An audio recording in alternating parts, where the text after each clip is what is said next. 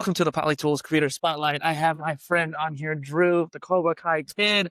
We've talked once before already, and yeah, go ahead and see your thing. Hi, I'm the Cobra Kai Kid. I'm Drew, and I'm excited to be talking to you, Dustin, about Cobra Kai Con. Yeah, We just wrapped yesterday. and we'll also talk about your channel too. So it's been about a year since I interviewed you, and way back then we met at NAB show. We talked there. We became friends there. Eventually, I got you on the show. We talked about your channel, talked about your growth, and you've grown even more since then too. And so this is your second Cobra Kai convention. We still need to get that first video out and not give you a little crap about it there, but that's okay. It's motivation. And now you got a second one too. So that means you have a ton of content coming out. What are you most excited about when it comes to your YouTube? Ooh, I mean, as you said, there's just a lot to it. There was, it's between the fan interactions, between the interviews with the cast, and also hosting the trivia there. Like, there's just a lot of different parts to it that I'm excited to get out. And I know I personally had a great time being there. And You were in the moment. I was in the moment, which was really cool. And I mean, I had a blast, and it was all being recorded. So I'm sure, that will show, so I'm excited about that. I definitely think it did. And, you and I were talking out loud earlier today about just like what kind of videos you could turn it into. And I want to say it again on the build here because people watching this will be like, okay, he has all this content. Well, how is he going to package it, right? You have your own style way of doing things. I was just giving you ideas as much as possible. Some of those ideas where you had all these fan interviews, you could do like one supercut of all the fan interviews, but you also have them in the main video. There's also like, okay, you have the cast member interviews, and then you have the trivia. The trivia could be its own video on its own too. And so, what do you like most excited to make? Is it just the main video, the kind of interview? Probably the main video. I mean, that will definitely be the most work. Yeah, timestamps and all that. Yeah, and it'll be the longest. There'll be a lot of, but I think for me, like, that's when I can really make it into like a story.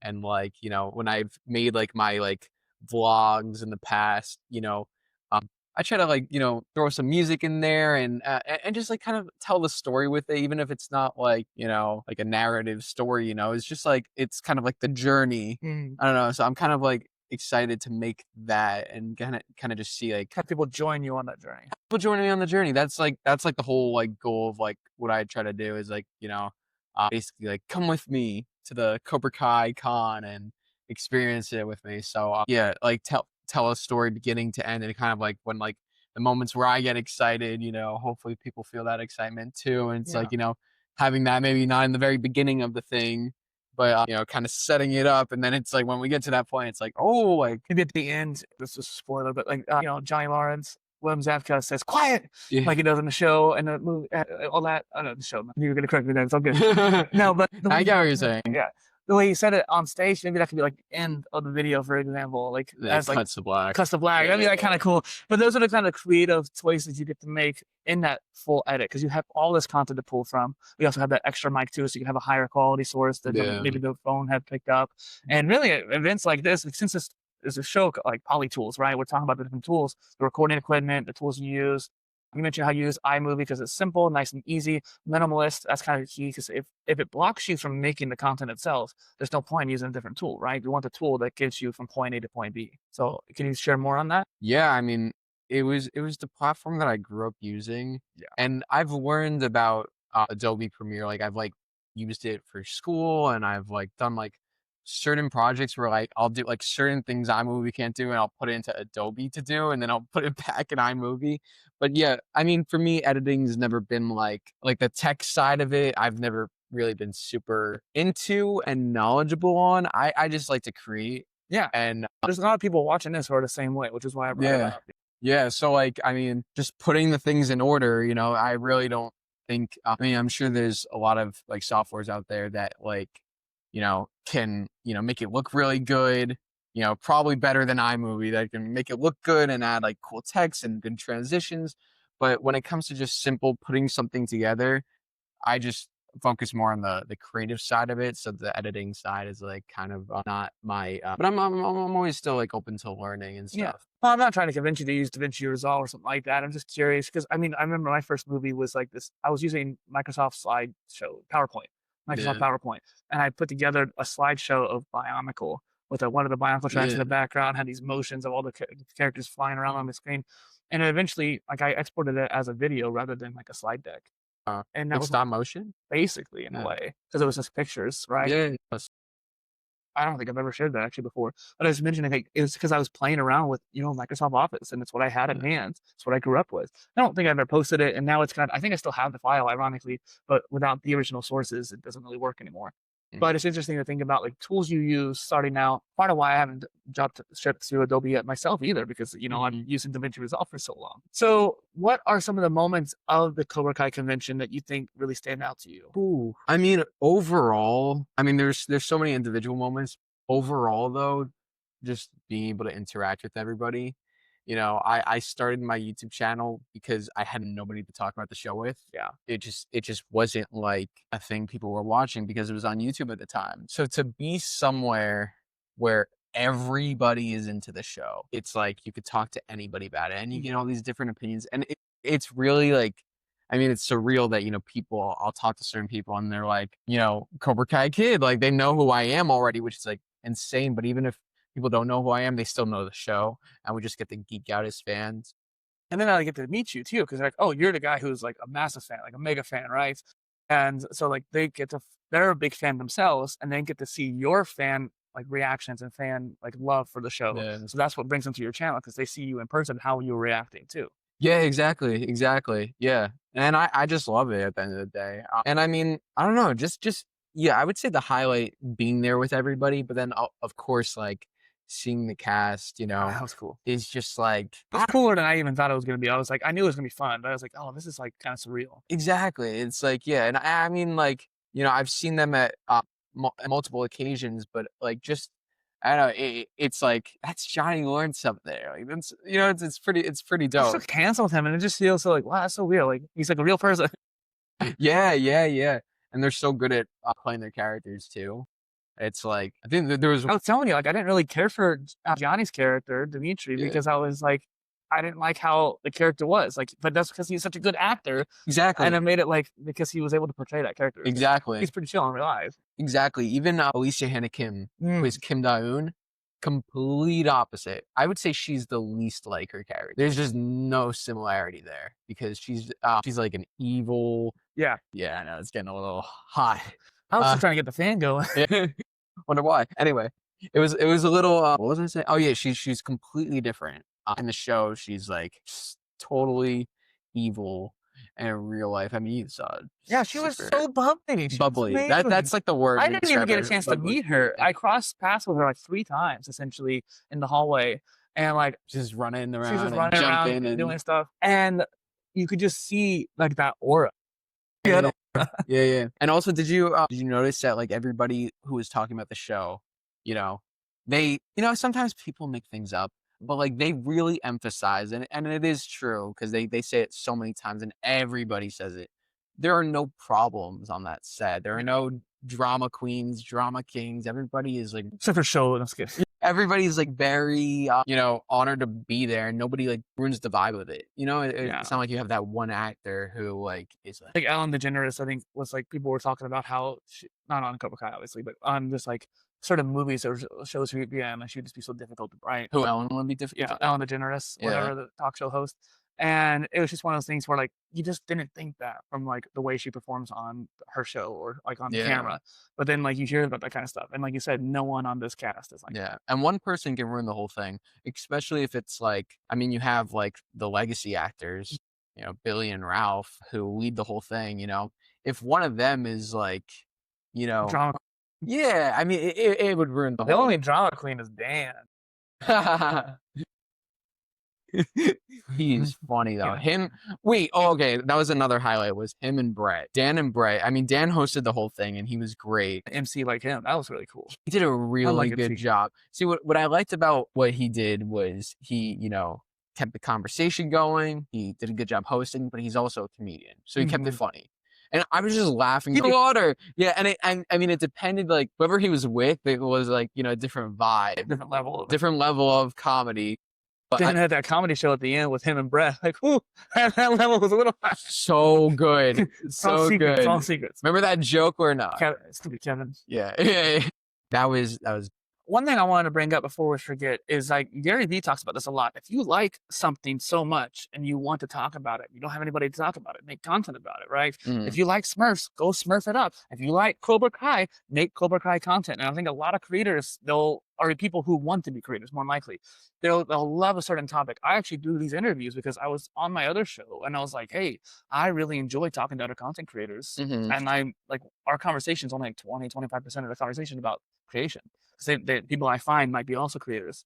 That's one of their areas. So we had to stop after like 20%. I'm like, I want more of that. So Yeah, that we made this channel so we could talk more about talking shop and yeah, being with another creator. And Cobra Kai and like just like that's what you like. And so that's we were able to channel that, what's the word? Phenomenal essence of the show. yeah. And I mean, like, of course, like, there's like, the specific, like, with YouTube, like the algorithm and the thumbnails and the this and the way you edit, like those things, help make it grow. But, it really just starts from like making something that you're passionate about. Because when I first started, I literally, there was no intention of like, yeah, I'm going to have this big Cobra Kai channel where I'm going to interview the cast.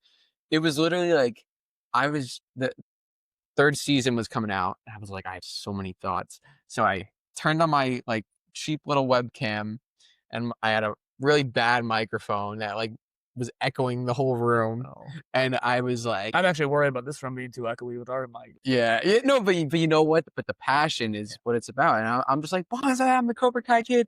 And for 40 minutes, no editing. I didn't edit a single thing because I didn't care. I was like, Well, I just want to talk about it. sometimes you don't need to edit though. It's like as long as it's quality like ideas that you're sharing too. Yeah, I mean, I don't even remember what I was Yeah. saying. I was just rambling, but People who are like you would like that kind of it. yeah. Well, that's what I started to get some comments like, "Oh my god, like someone who really loves the show just as much as me." I'm like, "Wait, other people like the show too? That's awesome." So it was like it all started from that, and then I kept that passion, but then evolved the content. I Yeah. tried to.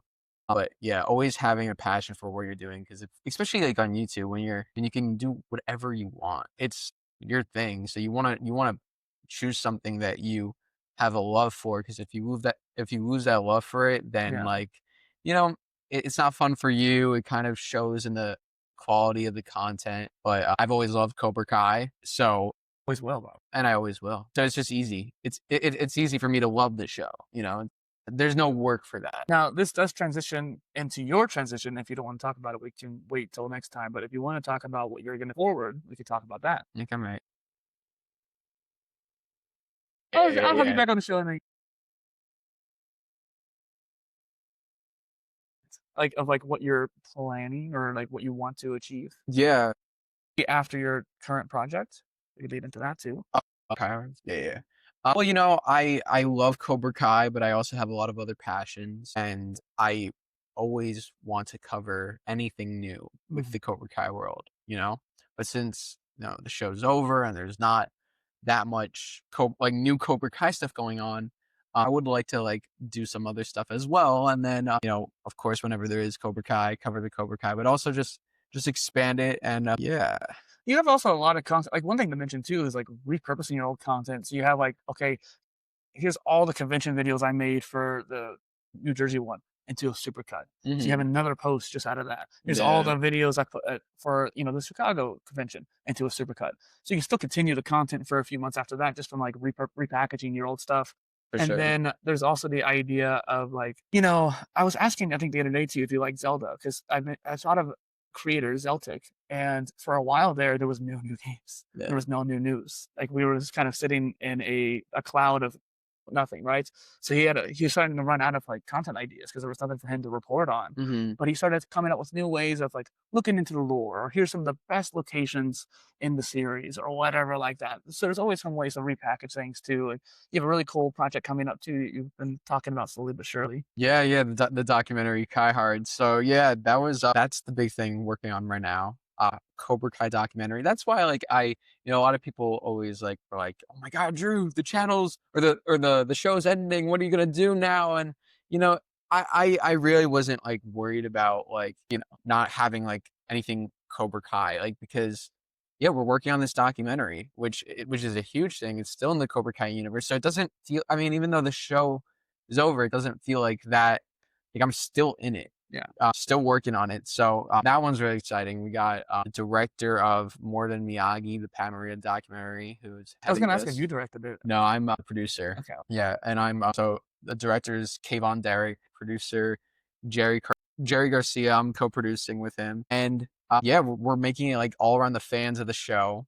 You know, we have the cast included, we have crew members included, but we also have interviewed fans, and like the premise is like to celebrate the success and the phenomenon of the show. Basically, like why you have these Cobra Kai cons and all these people are coming out, and how like Cobra Kai has mended like father-son relationships. Like it actually has done these like From the amazing. Karate Kid to Cobra Kai. Yeah, from Karate Kid to Cobra Kai. Even like, it's very rare you have a show where you have 6-year-olds and then 60-year-olds watching and both enjoying and they both get something out of it. The 6-year-olds are like, "Ooh, Miguel," or "Ooh, karate," and the 60-year-olds are like, I resonate with Johnny Warren's maybe struggling in his, I don't know, in his earlier years or He's something. like probably 40 in the show. Yeah, or something. So I don't know. That's what we're trying to do. So we're getting that out in 2026, and it's exciting. Now that's been a pleasure for me because yeah. Is there a particular cast member that you were most excited to see this? Particular cast member. I don't know if there was a particular cast member.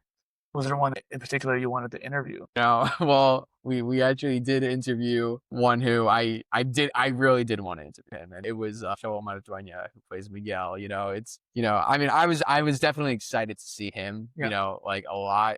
Every time because he's my favorite character on the show, Miguel, and also as an actor. You can tell Jacob. No, you can tell Jake, but he also inspired me when I was younger because I was his age when Cobra Kai came out, and we're like around the same age, and his character was in high school getting bullied and like kind of like learning his place, and not that I was getting bullied, but like I just kind of felt like sometimes like Kinship? an outcast. What is that? The kinship. Yeah, and I related to him, and then I got like I saw him as an actor, and I saw the confidence that he had in like real life. He was posting these like dance videos, and and just the way he presented himself, and I really respected that. I was like, as a character, he influenced me, but then as an actor, like I really admired his just his approach and his kindness. So yeah, it's been cool getting to see him over the years, and we had a really great interview. Yeah. It was just very relaxed, like this, just sitting down talking, very personable. And yeah, no, it was. And then who was the other person you wanted to interview? Well, who's the other one that we were going to? Yeah. Well, we were going to interview Jacob. So Jacob, if you're watching this, come on the show. Yeah, no, and we would have if timing wise. These events can kind of. Yeah. He had a panel in like 15 minutes. I mean, I would have asked him. So like, what's your favorite color? We should have done one. Like we should have been. They should have had you do an interview on stage. Yeah, that would have made a lot more sense considering the fact that like other people would want to watch it too. This is nothing against like creation events. I'm just saying like to you. Like that seems like a good marketing stunt because then you could promote it also more. A lot of promotion through content creation. There's multiple people who talk about Cobra Kai. You're one of the like bigger ones. I mean bigger. Right? Yeah. Well, I would love that. Yeah, I'm maybe the next one. Yeah. I think that's a wonderful idea to have me interview all of them on stage. I say all of them. I said one of them, but okay, one of them. You got baby steps. Baby steps. Interview one of them on stage. I think that's a lovely idea. That would be. Before we wrap up, something that I'm personally trying to go for, and it seems like you have some similar aspirations just because of where your channel's going, is like that public speaking, right? If you were doing public speaking for your trivia, you're also basically addressing, small groups, crowds when it came to a lot of the fan meetups you were doing. For example, I hosted a workshop last week and I did a panel last month, and I'm trying to get on stage more. And I met you right after you get your panel at NAB Show too.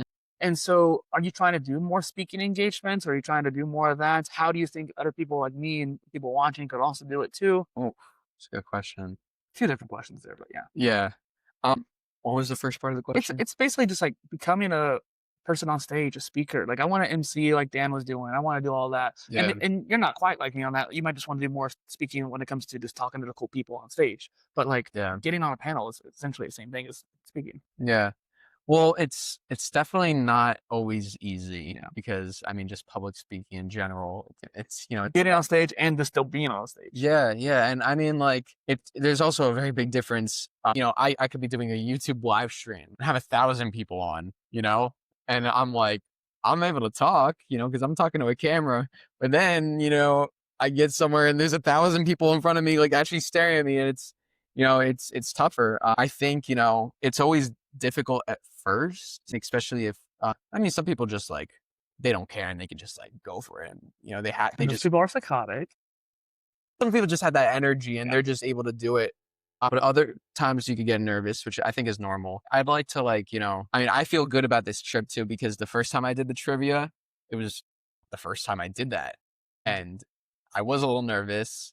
And, I just remember it went good, but I was like, I was reflecting a lot about it.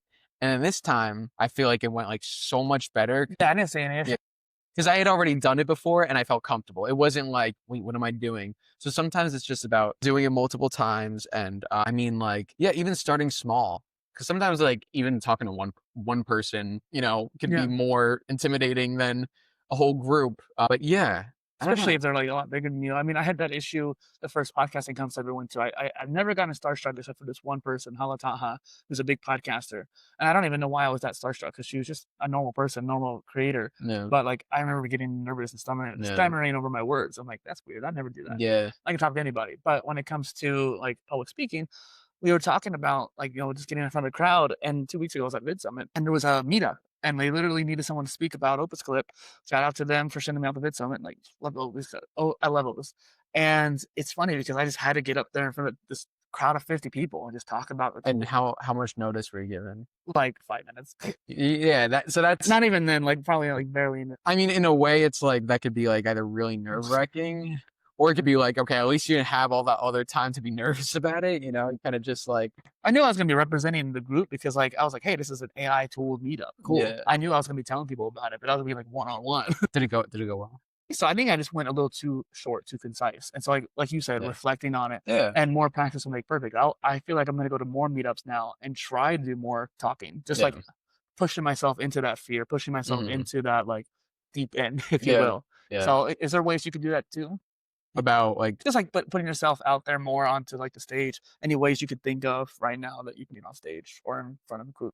Yeah, I mean, definitely these like events and like reaching out and seeing like what kind of opportunities are available.